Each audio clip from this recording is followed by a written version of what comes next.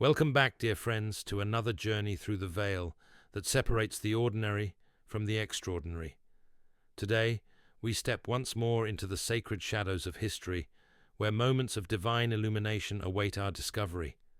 For those who have walked with us before, you know we seek not merely stories, but glimpses of eternity, breaking through the fabric of our world.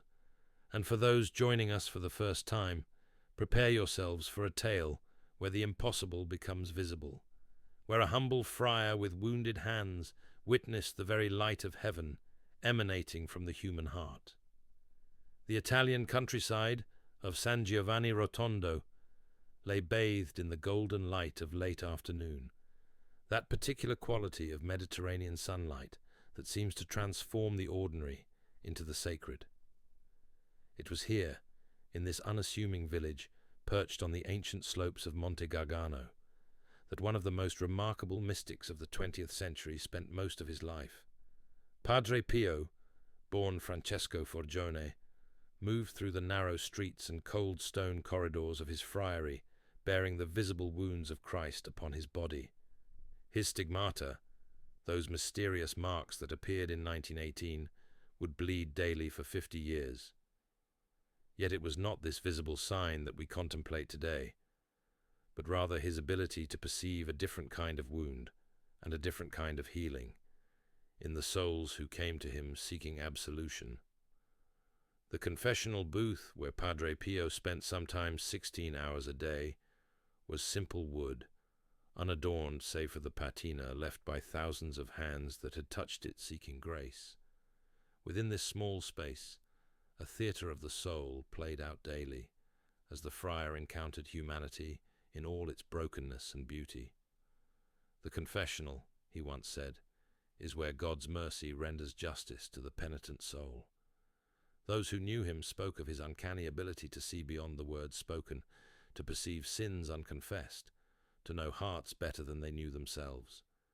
Antonio Mercurio, a local man who often served as an altar boy in the 1950s, recalled how people would emerge from confession with Padre Pio transformed, as if they had been unmade and remade in the span of minutes. It was on a Tuesday in April of 1957, when the incident occurred, that still echoes through the testimonies of those present. The spring had come late that year, and the mountain air retained its bite even as wildflowers began to appear along the paths. The line of penitents waiting to confess to Padre Pio stretched down the church aisle and out the heavy wooden doors. Among them stood a man known to us only as Giuseppe, his face drawn with the particular tension of one who carries a burden too heavy for human strength alone. Giuseppe had not entered a church in 20 years. The villagers who noticed him that day recalled his hesitance, how he paused 3 times before joining the line, how his hands trembled as he clutched his cap. What brought him there, to that specific confessional, was a story that would only emerge later through the careful documentation of Father Dominic Meyer, an American Capuchin who served alongside Padre Pio and kept meticulous records of the extraordinary events surrounding his brother friar. "I had harbored hatred in my heart for 2 decades, Giuseppe would later tell Father Meyer. My brother had stolen my inheritance, taken my rightful place in our family business, and turned my own mother against me with his lies. I had nursed my bitterness like a precious thing, polishing my grievances until they gleamed like dark jewels. I had wished him dead 1,000 times. The line moved slowly toward the confessional that day. Several witnesses noted how Padre Pio, usually tireless in his ministry, appeared to grow unusually alert as Giuseppe approached. Sister Maddalena, who assisted at the church, observed the friar straighten suddenly in his seat, his eyes focused on something distant, as if seeing through the wooden walls of the confessional to the man still several places away in line. When Giuseppe finally knelt in the dimness of the confessional, the words he had rehearsed dissolved. "I have hated," was all he managed to say before falling silent. Those waiting outside would later report hearing Padre Pio's voice, unusually clear, though they could not distinguish the words. What happened in that sacred space? remains largely between Giuseppe, Padre Pio, and God, but what followed has been attested to by multiple witnesses. Giuseppe emerged from confession weeping openly, his face transformed in a way that startled those who saw him. But it was Padre Pio's reaction that created the enduring mystery.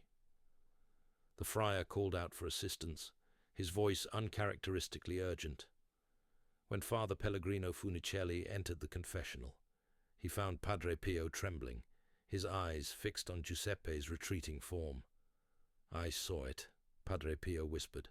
As he forgave his brother, light burst forth from his heart, as bright as the sun, but gentle enough to look upon. The light of Christ himself, healing 20 years of darkness in an instant. Father Pellegrino would later document this moment with the careful precision of one who understands the extraordinary nature of such a claim.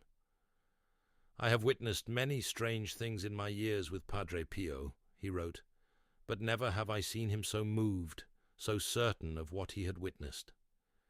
He described the light as having color beyond our understanding, emanating not just from Giuseppe's chest, but seeming to transform the very air around him as his words of forgiveness were spoken. 3 other friars would separately record Padre Pio's description of this phenomenon in the days that followed. Each account contains the same essential details: the burst of light, its supernatural quality, and the friar's absolute conviction that he had witnessed the visible manifestation of divine forgiveness operating through human will. "In that moment," Padre Pio told Father Dominic, "I understood more deeply than ever before the words of Christ, 'Forgive, and you will be forgiven.' I saw forgiveness not as a concept or even a virtue, but as a force as real as light itself." Giuseppe's story did not end with his confession. In the weeks that followed, he sought reconciliation with his estranged brother. Their first meeting, arranged in the village square under the careful eyes of the parish priest, was tense and brief, but Giuseppe returned week after week, each time extending a small olive branch of peace.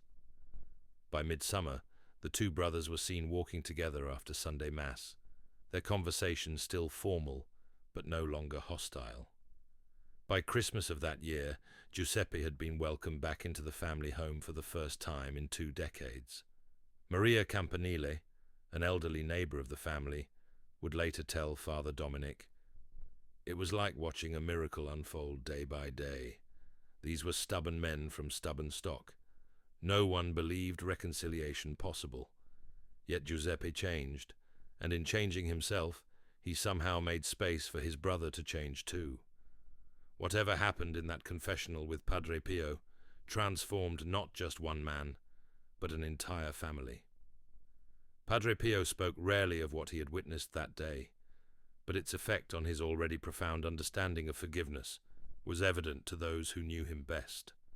In his private correspondence with his spiritual directors, preserved in the archives of San Giovanni Rotondo, he referred to having been granted a glimpse behind the veil of the material world into the spiritual reality that sustains it. He wrote, "If souls could see what I was permitted to see, how every act of true forgiveness illuminates not just the individual heart, but radiates outward, healing countless unseen wounds, none would hesitate to forgive even the gravest offenses." The phenomenon Padre Pio described finds echoes in other mystic traditions across centuries. Saint Hildegard of Bingen wrote of seeing living light emanating from acts of charity and reconciliation. Teresa of Avila described the soul in grace as a crystal through which divine light flows freely. What sets Padre Pio's experience apart is the specificity of his vision and its connection to a documented act of forgiveness after decades of bitterness. For those who study the intersection of the mystical and the scientific, such accounts raise fascinating questions. Dr. Elisabetta Carini, a neurologist who has researched the physical effects of forgiveness on the brain, notes, "When we forgive, measurable changes occur in brain activity, stress hormone levels, even cardiovascular function. Is it so far-fetched to imagine that someone with heightened spiritual sensitivity might perceive these profound physiological changes in a visual way? Padre Pio's vision of light may be his mystic's interpretation of a very real transformation. Whatever scientific explanation might be offered, for the villagers of San Giovanni Rotondo, who knew Giuseppe and witnessed his transformation, the explanation was simpler. Padre Pio saw the soul, Maria Campanile stated matter-of-factly. He saw what we cannot see, but what is more real than what our eyes tell us. And sometimes God allowed him to describe these things to remind us that we walk always in two worlds, the visible and the invisible. The story of Giuseppe and the light that Padre Pio witnessed became something of a legend in the region, shared in hushed tones among the faithful. Yet unlike many legends that grow more fantastic with each telling, this one is anchored in the written testimonies collected by the friars who lived alongside the stigmatic saint. These accounts, preserved now in the archives of the friary, provide a window into a moment when the supernatural touched the natural in a way that transformed understanding. In the years that followed this incident, Padre Pio would occasionally reference it when counseling those struggling to forgive. "You cannot see what I have seen," he would tell them, "but you can trust that each act of forgiveness brings more light into this darkened world than you can possibly imagine." To one particularly resistant penitent, he is recorded as saying, "The key that unlocks your prison is in your own hand. Turn it with forgiveness, and watch how light floods not just the cell of the one who harmed you, but your own cell as well." For us who hear this story decades later, separated by time yet united in the universal struggle to forgive those who have wounded us deeply, Padre Pio's vision offers both challenge and consolation. Challenge, because it confronts us with the reality that forgiveness is not merely a nice sentiment, but a powerful force capable of transforming reality itself. Consolation, because it suggests that our hidden acts of emotional and spiritual courage, those moments when we choose forgiveness over the more natural response of resentment, create ripples of healing light that extend far beyond what we can perceive. Giuseppe's last recorded words about his experience come from a letter he wrote to the friary shortly before Padre Pio's death in 1968. "I came to him thinking I needed forgiveness for my hatred," he wrote. "I left understanding that in forgiving others, I myself am most healed. He saw light come from my heart," he told me later. But it was his eyes that helped me see clearly for the first time in 20 years. Now when I look at my brother across our family table, surrounded by children and grandchildren who might never have known each other, I understand something of that light Padre Pio described. It is here among us still, though my eyes cannot see it as his could. As we conclude this account of one mysterious moment in the life of the stigmatic saint of Pietrelcina, perhaps we might pause to consider what hardened places in our own hearts await the transformative power of forgiveness. What light might be waiting to burst forth from our own chests if we would only speak those difficult words of release. Padre Pio saw with mystical vision, but he invited all who came to him to see with the eyes of faith, to trust that beyond our limited perception, every act of genuine forgiveness illuminates not just our small corner of the world, but contributes to the healing of all creation. In a world that often seems shrouded in darkness, this vision of light bursting from a heart that forgave offers a glimpse of hope that transcends time, place, and even the boundaries between heaven and earth.